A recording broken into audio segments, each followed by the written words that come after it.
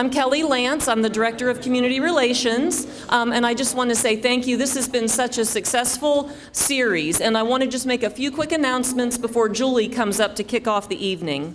If you did not get the updated brochure for the rest of the public and political issues workshops that we're doing, we've got a nice big stack up front, so feel free to take one with you. We also have our new Body, Mind, and Spirit calendar of events for July, August, and September. We've got a lot of wonderful events, and you're all invited to attend all of those as well, so please take one of those. And then we've got Baby Boomer Festival coming up. Who all's been to the Boomer Fest before? Lots of people, yeah. So yeah, 7,000 people came last year.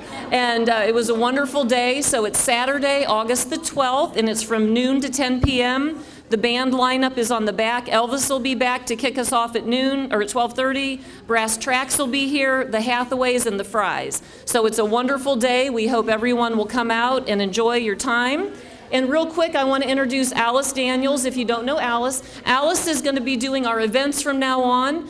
She'll be working alongside me, so she'll be our event coordinator and volunteer supervisor. So while my name is still on a lot of this, moving forward, you'll see Alice Daniels, but the same phone number. So I gave her my phone number so that she could get all the calls. Her first day, she had 50 waiting for her, so yeah, thank you.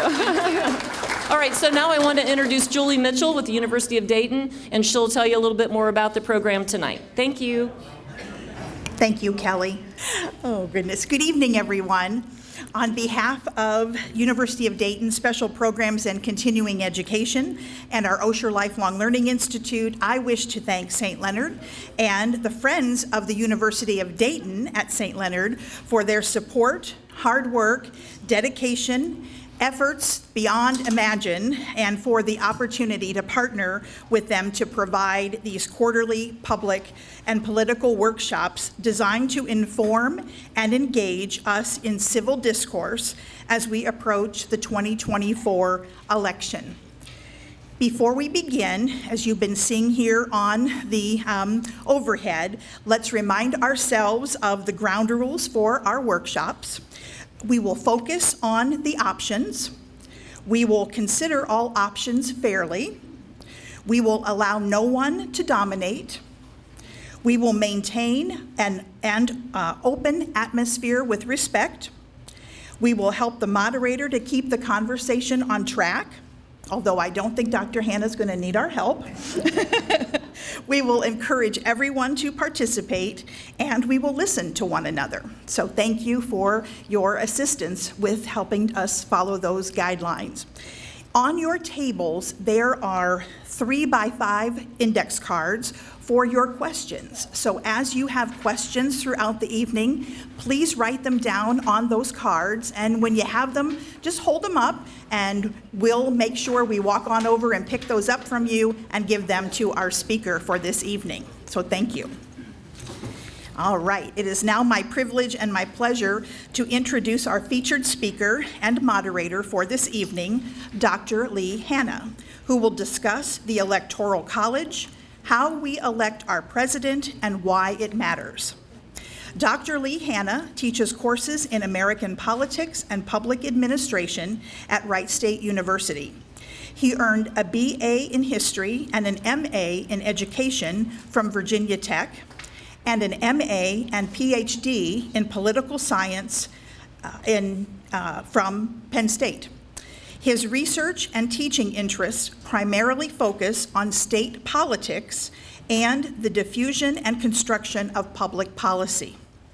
He has published several peer-reviewed articles on marijuana policy, education policy, and the political parties. His book, Green Rush: The Rise of Medical Marijuana in the U.S. States, co-authored by Daniel Mallinson, is forthcoming from New York University Press. Dr. Hanna's research has been covered by the New York Times, the Washington Post, NBC, Newsweek, Time, NPR, The Guardian, and others. So, my friends, please help me in welcoming Dr. Hanna.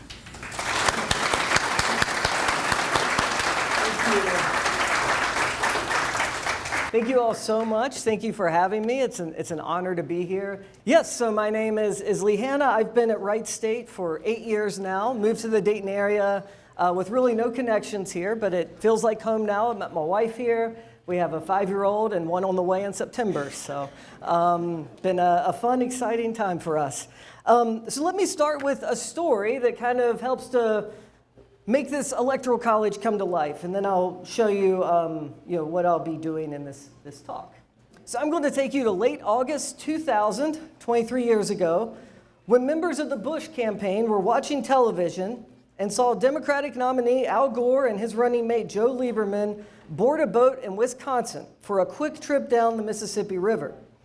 The general reaction in the room was mild contempt. What are they doing? Another boat trip? Been there, done that. Even Bush and Quayle in '88 had done a riverboat tour. But Bush's senior strategist, Karl Rove, the architect, wasn't so dismissive. He called for an atlas. I don't have to explain an atlas to you guys. I have to explain that to my students. And after examining their planned route, he realized that Gore and Lieberman would be visiting places that were inaccessible to Bush.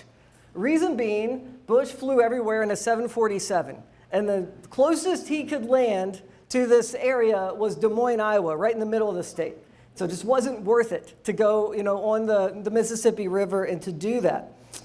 So the only alternative for Bush was to fly to Des Moines or Milwaukee, do a 2 or 3 day bus tour. And so Rove instead opted to use mailers, to use surrogates, popular Iowa Republicans to try to tamp down any momentum that would come from Gore being on this riverboat and people being able to see the actual candidate.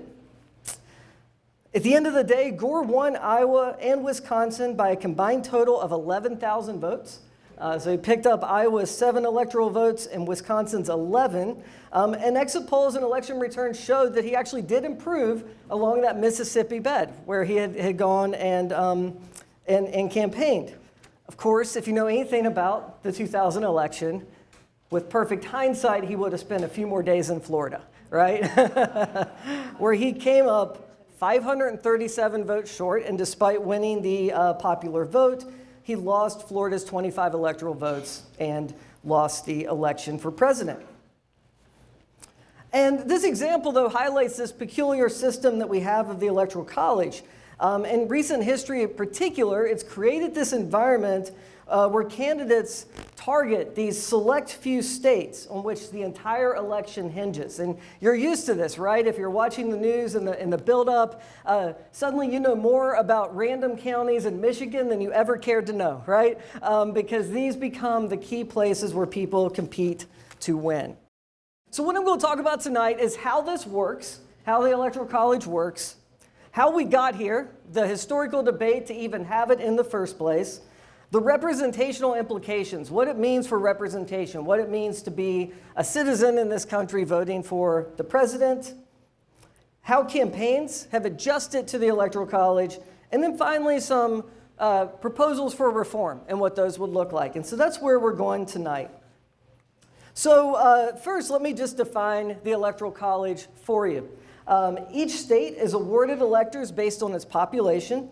The number of electors for each state corresponds with the size of their congressional delegation. So that means that every state is worth the number of its House members, which are dealt with through apportionment. We have 435 members of the House. And then every state gets 2 more for the Senate. So there are 2 senators given additional 2 electoral votes. And so the smallest states are worth 3, and the largest state, California, is worth 55. And just so you know, there are some changes after the 2020 census, and so this map changes over time. Ohio, when it was first admitted to the Union, grew rapidly and was worth as many as, I think, 23 electoral votes back in the 30s and the 40s. We're now down to 15, even from, I believe, 18 at the start of the century. And that's just because population is moving really to the Sun Belt. And so Florida added a seat, Texas added 2, and also the Mountain West is growing. Montana added a seat, Oregon as well.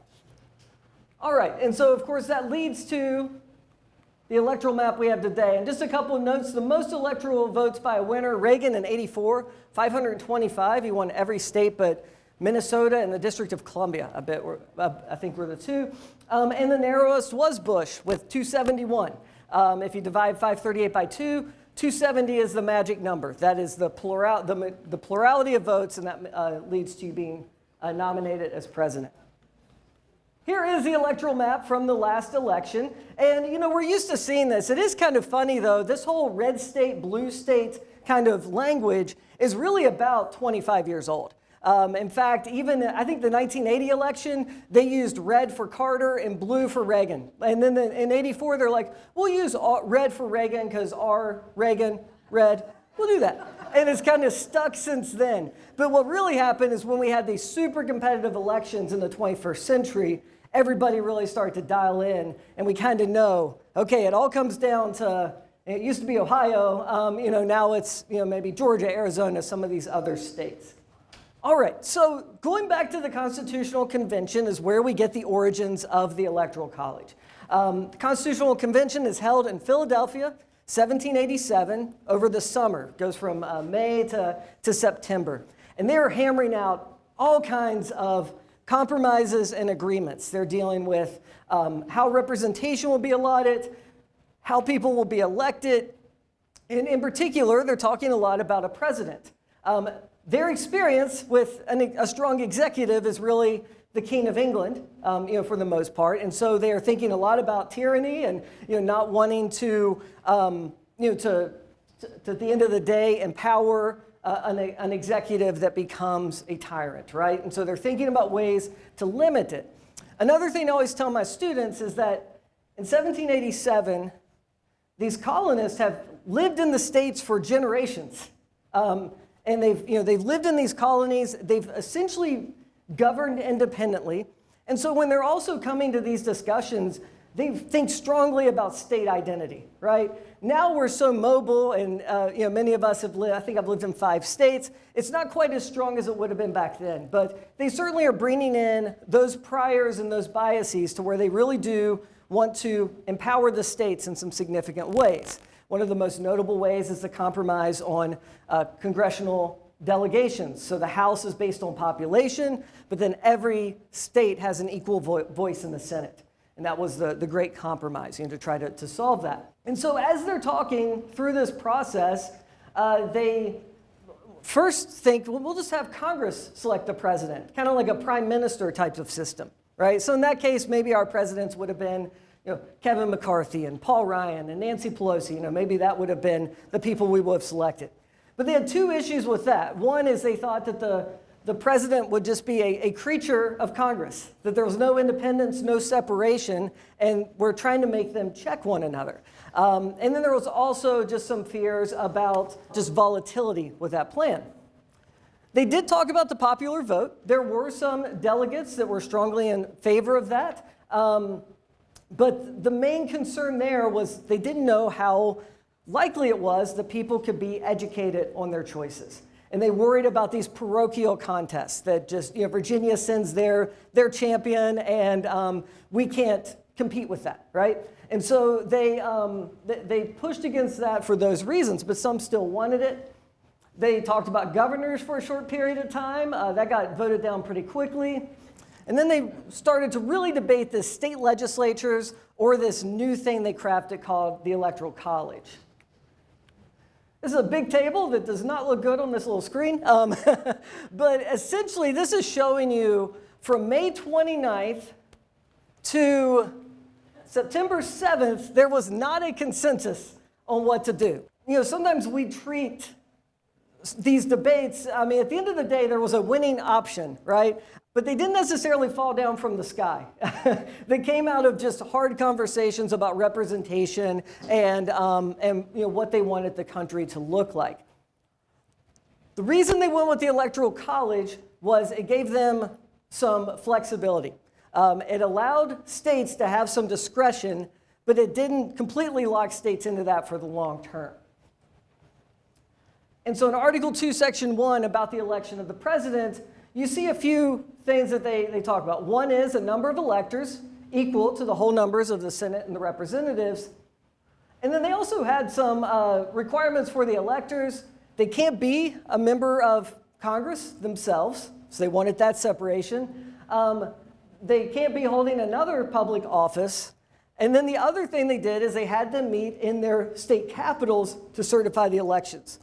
This was all about trying to stop any type of federal collusion, right? So if the electors were just senators, then they may be going back and forth, kind of negotiating who they're going to give their electors to. By having these people serve these very temporary roles, and they go to Richmond at the time and Philadelphia at the time, these other state capitals, it keeps them from potentially doing something corrupt. That was kind of the idea. Now, there was a higher view of the electors than kind of what we have now. There was a sense that the electors could say, okay, the people want this person, but I'm voting for that person. The faithless elector, right? That's what we call that. Within a few decades, electors were essentially doing as the state voted. They were essentially, however the state voted, they were following orders. Today, to be an elector is essentially, it's kind of like an honor that the party would give you. So if I'd been involved in Republican politics for years and people thought, I'd just been a really good Republican, then they may say, hey, you're going to be an elector in 2024. And you'll go and vote for whomever that Republican candidate is. Same with the Democrats. And so Nan Whaley was an elector for Obama in 2008, our former mayor, right? So that's kind of who these people are now. And they tend to be very strong partisans, so it's rare that they would be faithless. And then they vote by ballot for 2 persons. So even this initial line here is going to work for about 4 elections. And then they have to have the 12th Amendment to fix it. So I'll get into that in just a second. After coming upon this agreement to give some flexibility to the states to make these choices, you have these papers come out. The Federalist Papers are written by John Jay, James Madison, Alexander Hamilton. They are published in newspapers, and they're essentially trying to clarify, this is what the Constitution is. We want it to be ratified. We support it. And if you're worried about the executive being too powerful, let me tell you in Federalist 68 how it's going to be okay, right? That's kind of what the Federalist Papers are doing. When we look at Supreme Court decisions today, we often see justices will pull on the Constitution, and they'll pull on the early thinking of the founders, and that is often found in these Federalist Papers. So you'll see Federalist 10 cited in a lot of decisions, or Federalist 68. And so our first election we see as unanimous for George Washington. So I should say, the founders left this meeting in Philadelphia. By the time they had agreed to the Electoral College, they were very tired.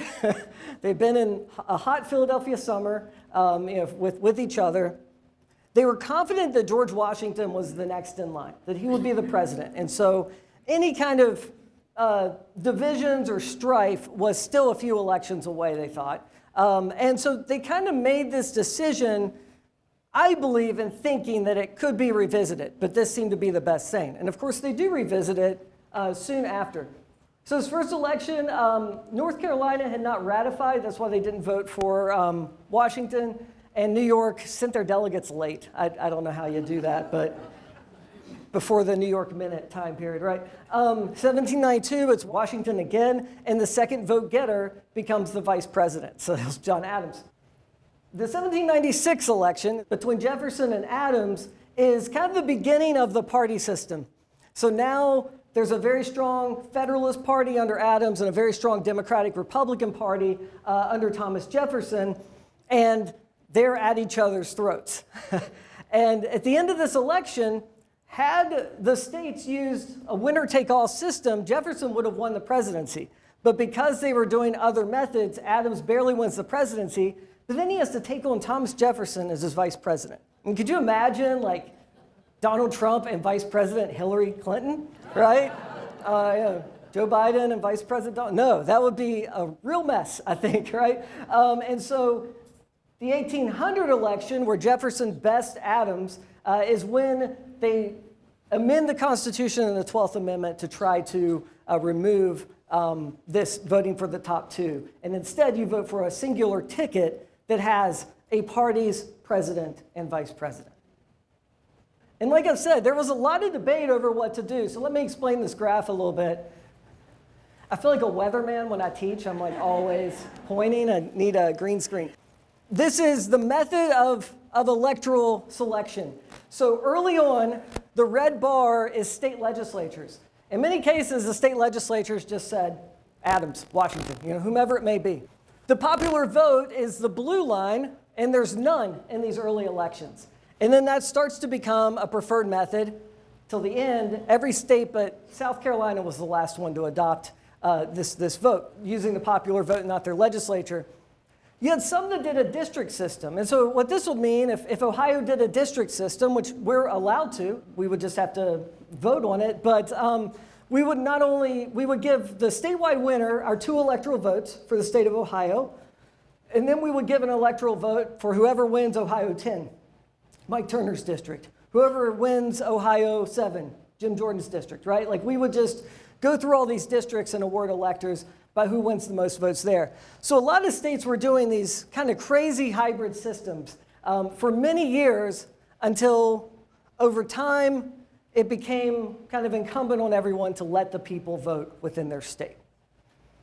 So this decision, though, does have some implications, all right? And I am really here to educate. I don't have a real strong position on the Electoral College, I promise. I think there's some things that make sense with it, some things I wouldn't do.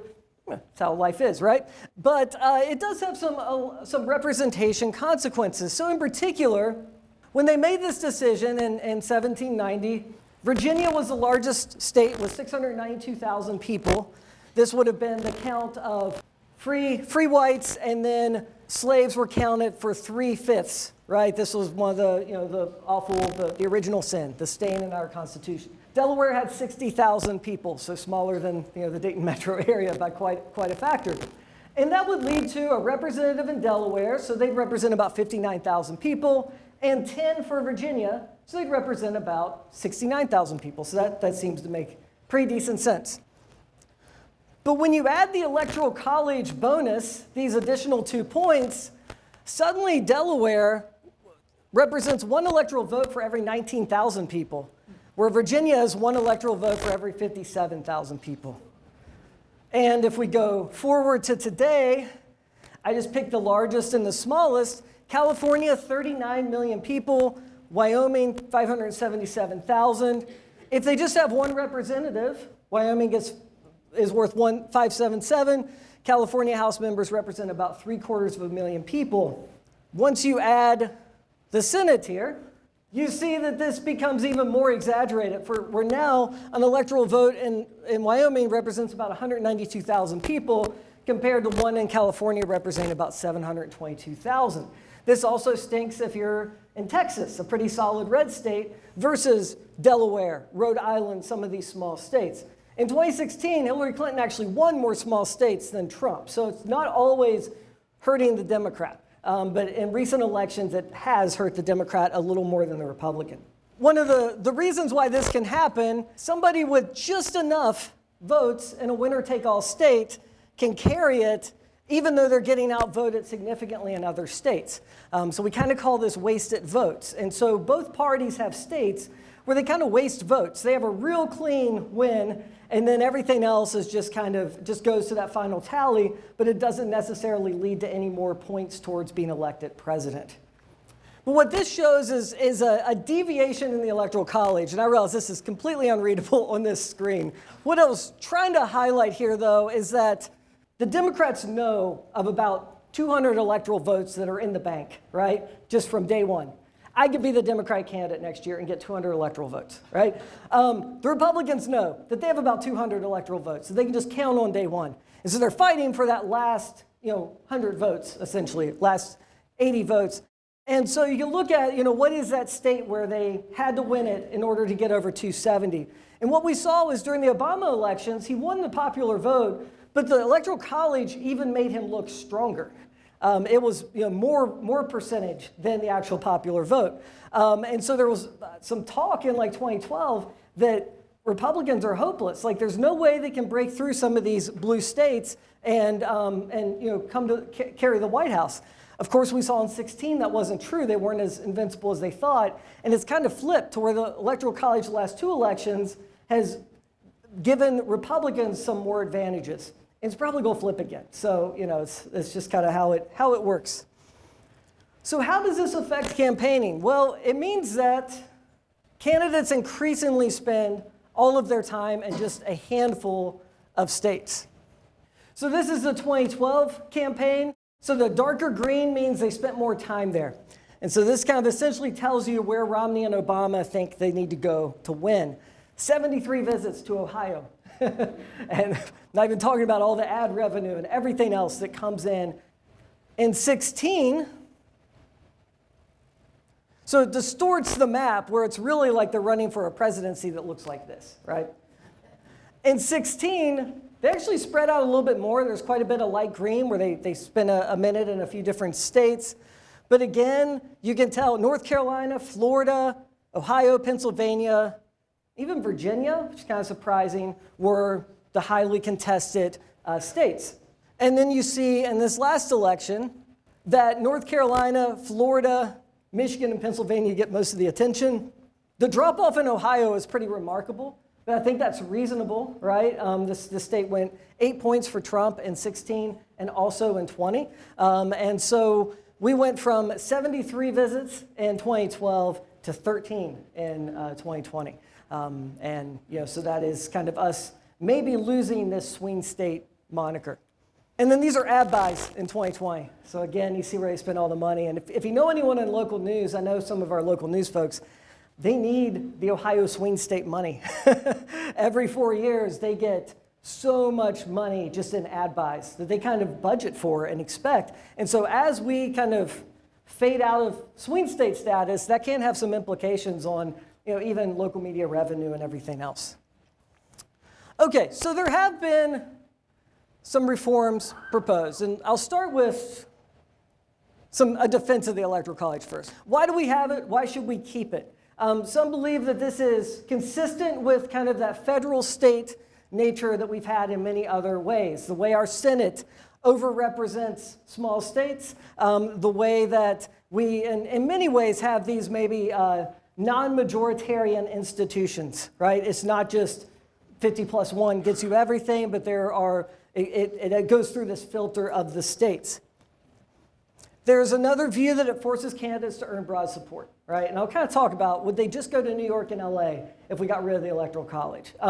So some people believe that we need the candidates to have broad support. They need to win so many states to build this tally that it shows that they're not just the pick of the South or the West, right? But they're kind of the pick of the broader country. There's also a view it reduces fraud, or I would even say, more importantly, we've had really close elections, right? And it goes through the state litigation process. Imagine if we had a national election and we had to go back and look at all of those 150 million votes and recount every area, right? Every state, every county. That could be really burdensome. And so now we often do find ourselves watching these real close states. It was Ohio in 2004. It was Florida in 2000.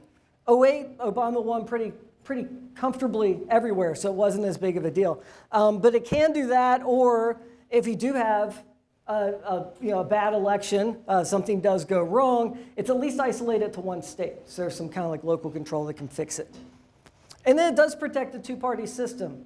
The closest we've seen anybody from breaking into this in recent years was Ross Perot. Got 20% of the popular vote, 0 electoral votes.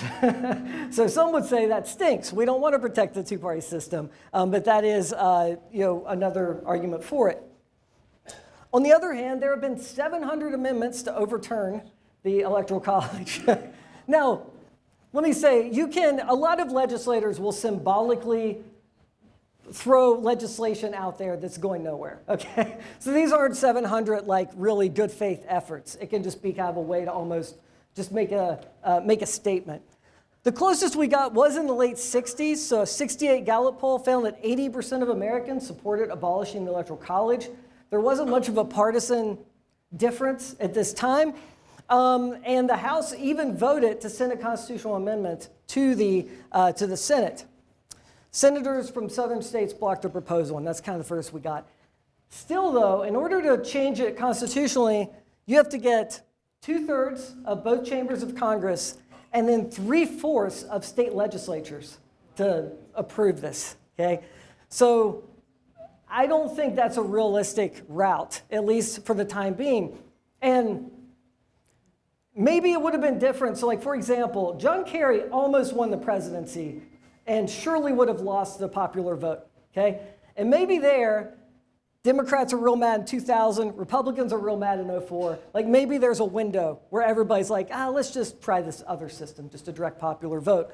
But since it's, now there's kind of a, Republicans are much more likely to oppose reforming the Electoral College. And you also have the swing states that don't necessarily want to oppose it, right? Because how's New Hampshire going to matter in any other system? And so that's another thing that does occur.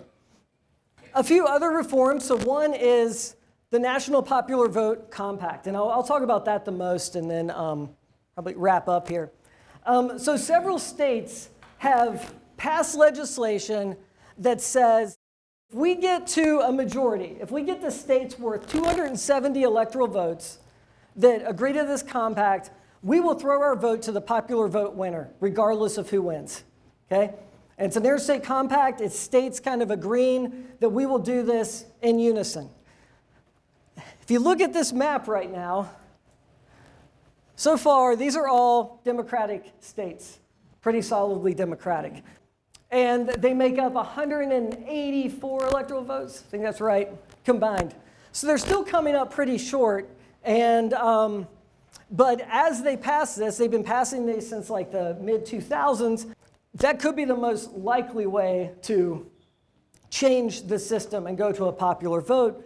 But I still think it would probably take some other scenarios, for that to happen. Like, for example, if Democrats actually win Texas in like 8 years or 12 years, then the electoral map is really, really hard for Republicans. And they might like the idea of that, right? And so it can kind of change depending on who's in power and who's winning. And it's no different from the early days. The election of 1800, Jefferson had gotten Virginia to change their method, say, I want all the electoral votes, none of this district stuff. And Virginia was like, sure thing, you're our guy, right? Massachusetts did the same thing for John Adams. So you often see these kind of political maneuvering when it advantages you, when it serves you the best. Okay, so that is it for my kind of slides. I was hoping to give a lot of time for questions and answers. Okay, so how does slavery figure into the decision to enact the Electoral College? I will say this interpretation is contested amongst historians. Like there's not like a super 100%, but the general sense is the South wanted to have a veto, kind of to always be able to block or veto any abolitionist candidate, okay? And of course, we see that with Abraham Lincoln when he's elected in 1860. The South secedes soon after, and part of that was driven by the fact there's this tension from the beginning of the Republic. As we admit a new state, as we grow west, every time there's a tension over the expansion or contraction of slavery, right? There's international pressures. The international community had moved against slavery long before the states did. And then, of course, the Civil War was fought over that. But that certainly does factor into the decision-making, because at that point, these solid southern states did have enough numbers to kind of hold any election up. And then could you argue to eliminate the Electoral College due to the 13th and 14th Amendment? So there is some talk. We've had decisions that have established this idea of one man, one vote, one person, one vote. So back in the 50s, a lot of states would never redistrict their legislatures. And so you would have, and they would do it by like countywide. So there was a case that came through the Supreme Court, Reynolds v. Sims. I believe it was about Tennessee's maps. They would have these super rural counties with several hundred people with a representative, and then they'd have like the city of Nashville with a representative. And the Supreme Court struck that down in a series of decisions, some about federal maps and others about state legislative maps, and said one person, one vote, that each representative should represent a certain number of people. So there are some that argue that that the Electoral College is kind of a deviation from that, because of either you're in a state that's so blue or red, you don't really get much of a say, you don't get much campaigning in your area, nobody's begging for your vote, or we have outcomes where they don't match up. The other thing that's just added pressure as an aside is that we have really, really blue states and really, really red states, and that wasn't always the case. So in 1960, when Kennedy and Nixon ran against each other, I believe 30 states were decided by less than 5 points. And so Richard Nixon campaigned in all 50 states in 1960. As we have become more polarized and there's less kind of wiggle room, we have a lot of 51-49s at the national level, but at any kind of local level, you're looking at more like 70-30 types of distributions. So that does become really problematic. Okay, delegate or each elector represents a different number of citizens across states. Does this mean that not all votes count the same as relates to number of electors? And then why are electors appointed by political parties when they are bound to vote in accordance with the vote in their state? Okay, so the way this happens with electors, and this started happening even in like mid-18 teens, this was already happening, is this again became a way to kind of reward political loyalists with this little honorary thing they could do. So every election, normally in the summer, the state parties are selecting their delegates for the primaries based on who won the primaries to go to the conventions, which can be very powerful. And then they're selecting the electors, which is more like a ceremonial honorary role. And so for the last 100 years, there have been Democratic electors for the state of Alabama, even though it always goes Republican, right? And there's a Republican slate of electors for California, even though it's always going Democratic, at least recently. And it's essentially whoever wins the popular vote, they're the ones that show up on December 14th and cast their ballot. But they tend to be so strongly partisan that they're not going to deviate. I think even in 2000, the faithless electors were Gore voters, and they loved Gore. They were just mad. So they just voted for something else just kind of in protest, right? Not because they wouldn't have voted for Gore if it was that close. Feelings on ranked choice voting. Yes, so this has become a popular reform that people have talked about. And this would essentially allow you to go and vote for multiple candidates. You could go, let's say, we'll just do 2016, so everybody kind of knows those candidates. There were people who were pretty conservative, but didn't like Donald Trump at that time, right? They were kind of torn. So maybe they would go in and do Gary Johnson 1, Donald Trump 2, Hillary Clinton 3, right? Or leave her off altogether, something like that. The way ranked choice works is that you take everybody's first choice, and if nobody gets a majority, over 50%, you kick out the lowest vote getter, and those people's second choices feeds into the system, okay? And some states are experimenting with this. This is happening in Maine right now, and I think there are a few other states. There are definitely some cities that have done it. So what it could do, the theory is it could maybe lead to less radical choices, right? I really love this far right, far left candidate, but if I don't think they're going to win, so if I had to choose, I'll take the next to right, the next to left candidate. But it allows you to at least express that, and presumably it allows third parties to get a little stronger, right? Because what do we say now? We say voting for a third party is wasting your vote. Sorry if anybody's done that, but that's kind of like how people are, they're pejorative about it. They're kind of offensive about it, I guess, right? So that's what ranked choice would do, and I think that's certainly a really interesting reform. Okay, are the electors required to vote for the candidate who wins the popular vote in their state? If state law says that they have to vote for the candidate, then they have to obey. That actually was a Supreme Court case a couple of years ago. There was a faithless elector in Washington State, and Washington State had a law on the books that said if you are an elector, you have to vote for who won your party's electors. And so if a state does not have that law, though, and I'm not sure how many states do, as far as I know, you can be a faithless elector. You're probably just going to face a lot of heat, especially if it's pivotal, right? But I would say even in elections like 16 and 2000 that were so contested, the Electoral College still did what it does, right? It's still voted in that way. So I think it would be pretty tough. So somebody did ask about this interstate compact again, and yeah, I'm happy to hit that again. So these are states right now who award their electors to whoever wins the vote in their state. But what they've said is that essentially they've made a value judgment that we think the president should be directly elected. The popular vote should guide it. And so what they've said is we are giving our electoral votes to the winner of our state.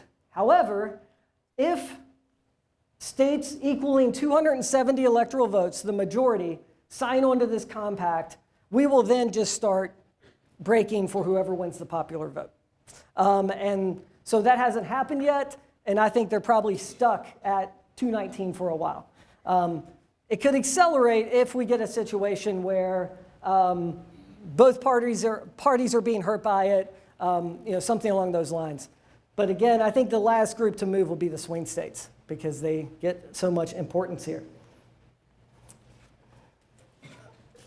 Another alternative, which is done in Nebraska and Maine, and somebody asked about this, is to do the district system. Like I mentioned, Ohio could do this, where every congressional district gets a vote for the presidential candidate. And this has led to more campaigning in Maine, and especially in Nebraska. So Nebraska has one Sweeney district that both candidates will try to visit and secure that one electoral vote. And the good thing about that is it makes your electorate more granular. There's like more opportunities to actually have a presidential candidate come to your neighborhood, come to your area. The bad thing is electoral districts are drawn by people too, right? And they're drawn in ways, often we think of like gerrymandering, they're drawn in ways to advantage your party, whoever's in control. And so this could have dire consequences for candidates depending on the state that they're in, right? So in 2012, if we had a district plan across the country, Mitt Romney would have won the election because he won more congressional districts than Barack Obama did, right? And so that could be a challenge there, but that is a potential reform. Just to kind of see what's going on kind of around the country. So, there's this kind of question about like, what about this last election? What happened? Where were the changes? Things like that. This is a really fine-grained map. This is county level of Ohio. The blue arrows mean that the county got more Democratic, more Biden votes than Clinton votes, if you're comparing. And the red means that the county got more Republican. And so what we see is that this kind of map is pretty much across the country. You see this, where the Democrats are starting to make inroads in suburbs. Okay, so like this is Delaware County. In 2016, Trump carried that by 16%. In 2020, he only carried it by 7%. This other county, I think this is Warren, but you kind of see the same thing. And then the red ones are mainly in these rural areas. And so what's interesting is Trump and Bush had about the same vote share in this state, but they did it with a totally separate group of voters. Southeast Ohio, for example, right along the West Virginia and Kentucky borders, was about as Democratic as the Cleveland area in 2000. Okay, it's that old kind of Union Democrat voter. In these recent elections, it is 20 points more Republican than it was when Bush won this state. And the flip has been that Bush did great in Delaware County and Warren County and Hamilton County and all these areas. And that's where the kind of current Republican coalition is struggling the most, right? And that's true whether you're looking at J.D. Vance, Tim Ryan election, or the last presidential election.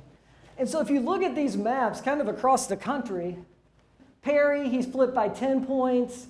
He flipped Pike by, he went from 36-point margin to a 49-point margin. And then also Adams, he went from a 56-point margin to a 64-point margin. But these are smaller populations, right? But he's squeezing about everything you can out of these rural parts of the state. But in some ways, at the expense in some of these suburban areas. That's where Democrats have picked up. And if you look at other states, the story's the same. So Pennsylvania, This kind of makes sense with Joe Biden being from Scranton, right? That he would do so well in these eastern suburbs. And interestingly, all the focus was on like Philadelphia and Detroit. It's the ring counties that were really changing. That's where you saw the real changes. And as far as just like trusting the result, and don't want to get into a fight here or anything, it's like the same pattern everywhere. And I would say Georgia, the big reason for that, Georgia was moving in this direction. Bush won the state by 11 and then 16 in 2004. McCain won it by 5. Romney won it by 8. And then Trump won it by 5. And then Biden won it by 0.2. And that's no more movement than what we saw in Pennsylvania in the other direction, in the 12 to 16. But what I think explains it is Stacey Abrams in 2018 lost, but she registered a lot of voters. And that really changed the Atlanta suburbs and made that bluer. Arizona has also been moving kind of more towards the left. This was a state that was Bush plus 6, Bush plus 10, McCain plus 8. That was his home state, so he probably overperformed a little bit. Romney plus 9, and then only won by 3 points by Trump in 16, and then barely lost here. And again, there are very few counties in Arizona. There are like 15 counties maybe, so it's really big, spacious counties. Texas has 254 for the record, so they're really fun to analyze. But you see that these kind of more rural areas turned, but Maricopa is hundreds of thousands of votes flipped, and that was enough. Florida is really interesting because it's getting more Republican, right? Ron DeSantis and Donald Trump. He won it by 0.2, I believe, in 2016, and then he ran away with it, won it by over 3 points. And here the interesting thing is the South Florida and Hispanic voters really moved towards the Republican Party. Now, no ethnic group is monolithic. There's differences in Hispanic voters who are first generation versus second, third. There's differences in Cuban versus Puerto Rican versus Mexican as far as heritage goes. And in particular, the Trump campaign really hit hard on socialism. And Cubans who moved to Florida for a reason, right? And so that really moved this state. We see it along the border of Texas as well. But again, these are small counties. He did worse than he did in 2020 because Dallas, Houston, San Antonio, and Austin are all getting even more Democratic. So we kind of see these everywhere. But I think what's interesting is here's Kansas. Nobody was competing in Kansas, right? Trump won this by 18 points. But what do you see? Some of these rural counties, he did a little better. St. Louis, Kansas City area, he did much worse, okay? It's not worse enough to matter yet, but as people move around, as states change in their makeup, that's why, states fall in and out of kind of this coveted swing state status. The fact that we held it in Ohio for so long is pretty remarkable, but that does seem to be changing a little bit. And another thing that's dictating that, what this is showing you is the percentage of people in the big gray is people who were born in the state that still live there. And so if you look at a state like Ohio, 75% of us were born and raised in Ohio and stay here. And that's kind of true across the entire Midwest. And the Sun Belt, only 38% of Arizonans, 61% Texans, 36% of Floridians, right? Now, they all have different types of migrants coming into these states, but that explains part of why representation is being tilted towards the Sun Belt in the Southeast. And it also explains maybe why Arizona, Georgia, maybe Texas one day are more competitive. And some of these Midwestern states might become less competitive over time. It depends on how the parties pivot and what they decide to do, how they decide to pursue voters. Okay, so this is a question about the alternate electors in 2020. This was predicated on something that happened in Hawaii in 1960. In 1960, even though John Kennedy won the election, didn't need Hawaii, there was debate about who had won the state. It was super narrow. That was a very close election. And so there was a decision made to kind of have an alternate slate of electors ready to go. And so Hawaii wrote up this thing. They had 2 different sets of electors. Richard Nixon was the Mike Pence at the time. He was the vice president for Eisenhower. So he certified the election on January 5th or January 6th. And they ended up going with the Kennedy electors. The recount got in time, and they gave it to Kennedy, and Nixon gave it to Kennedy. So what some of Trump's legal team tried to do in 2020 was to pursue different Trump supporters in states like Georgia, Pennsylvania, Wisconsin, et cetera, and have them sign on as electors and to say that there are irregularities and we're actually going to fill that void. And so that's kind of what the legal theory was behind the contesting states at the certification process on the 6th. We've had states contested in the past. In 2004, somebody stood up and contested Ohio's electors. So it has happened in other cases, but clearly what we saw in 2020 was kind of unlike any other in terms of the magnitude, how many actors were involved, everything else. Is there a process to audit some of the votes to detect fraud by verifying? Yes, so I don't know how every state works, but in Ohio, when you vote electronically, but it's also marking a paper ballot, right? You see that, and it kind of moves on. It's like cash register tape. Every local precinct is staffed by equal number Republicans, Democrats, and they can never kind of be alone with the ballots. They kind of have to work in pairs. There are even locked doors where the ballots where it only opens if a Republican and a Democrat's key are in at the same time.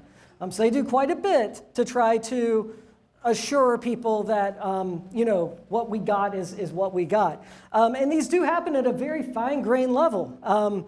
I think 800 people vote at my church, where this happens. And so those individuals who stay there all day, at the end of the night, they're the ones who take the count, and they forward that up to the county, who forwards it up to the Secretary of State, right?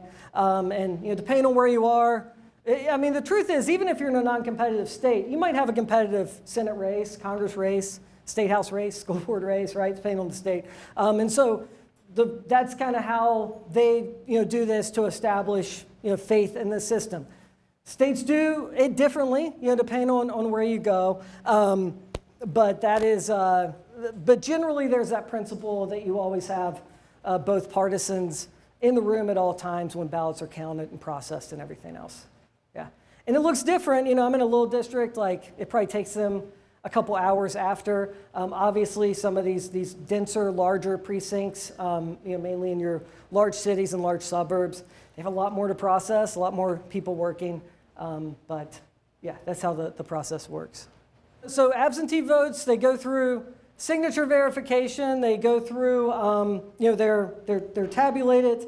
At that point, there are post-election audits that look at, registered voters and compare that to other rolls and everything else. I think there's probably always some bit of malfeasance that gets through, right? It becomes a question of can you really do it at such a level to where you can flip an election when you're talking about multiple regions, districts, everything else. And I would think if there's a chance to screw a presidential candidate, it seems like they would have done it to Trump in 2016. None of our Republican electeds were that enthusiastic about him. He won it by a small number in Wisconsin and Michigan and in Pennsylvania. Democrats in the White House, Democrats in some of those state houses. This last time, Republicans in a lot of those state houses that were close.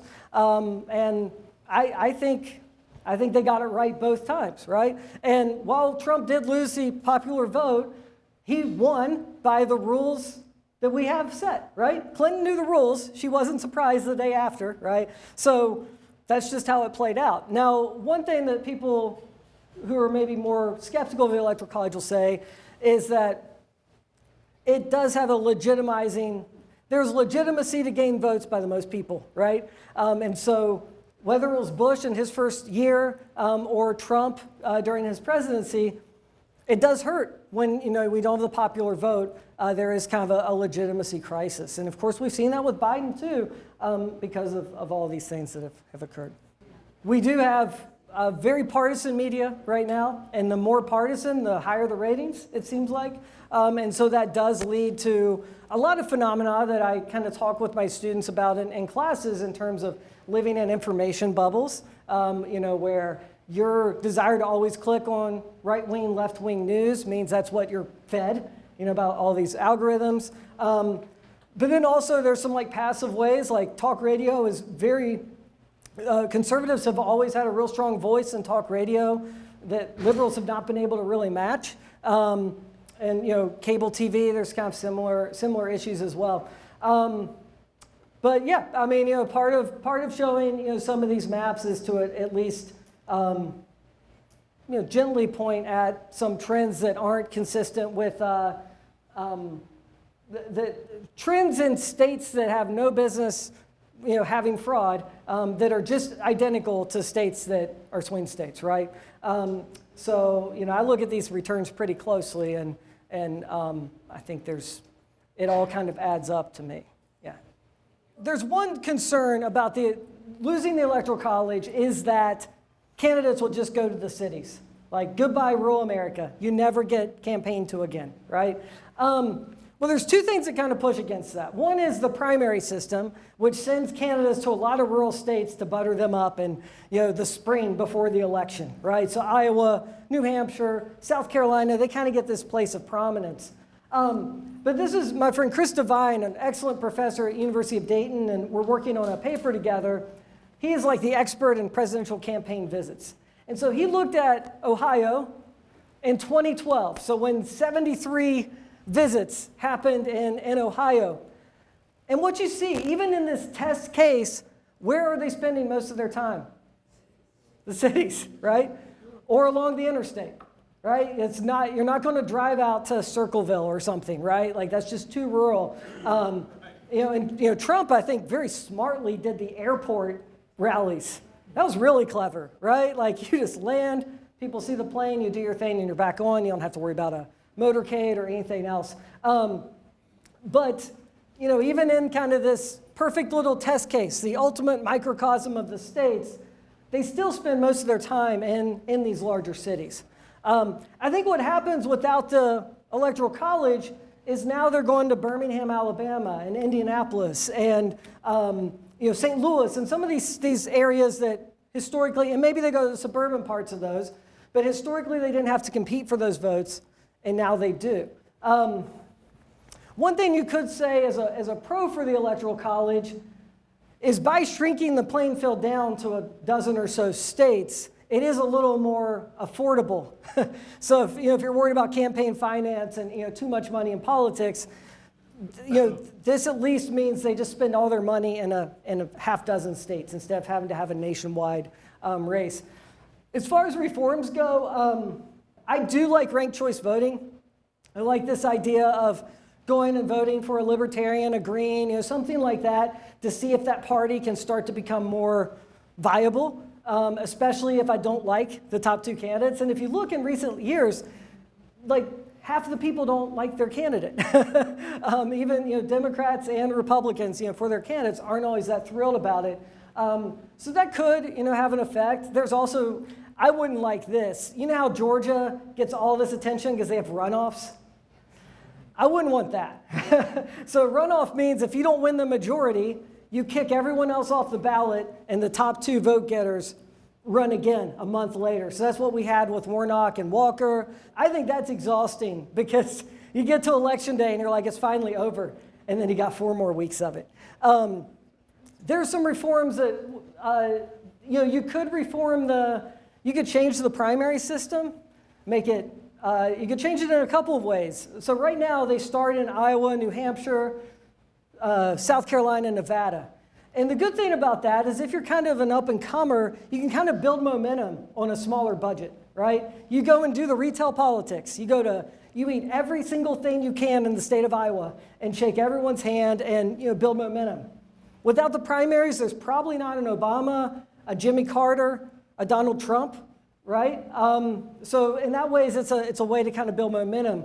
If you wanted to make it biased towards the stronger candidates, you could have more states vote early. So then we might have had a Jeb Bush in 16, right? Hillary Clinton in 08, probably. But that would be one way if you think, if you'd want to see that reformed. The other way is to go back to pre-1972 and have the party select. And in some ways, that's way less democratic. We don't like that, right? We like to have a voice. In other ways, though, maybe the parties wouldn't make promises they couldn't keep as often, right? Because you watch these debates, and it's like this, it's a wish list, right? 80% of what they're saying, no way when you get to Congress is that going to ever go through. And so there is some talk. Some people are like, take it back a little bit and let the parties have a little more control. So there are different reforms out there, but any of them are tough to sell, and it's tough to kind of change the status quo. Thank you all.